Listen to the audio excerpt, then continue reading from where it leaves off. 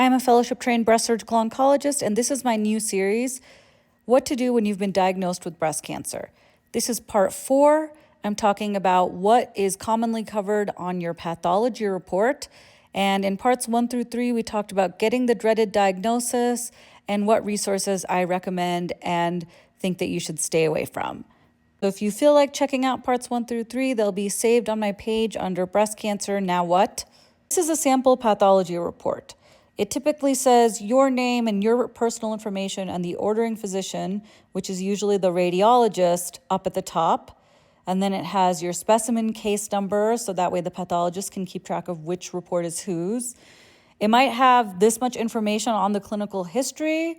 Usually I see pathology reports have a little bit less, and they just say calcifications or architectural distortion or breast mass.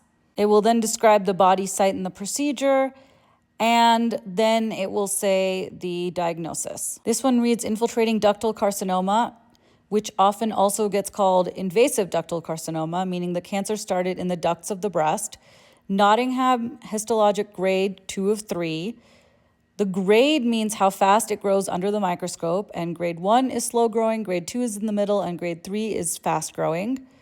And then it talks about the receptors and whether or not this cancer responds to hormones in the body, such as estrogen and progesterone, or not. And the last part usually talks about the actual description of what it looked like when the specimen was sent over.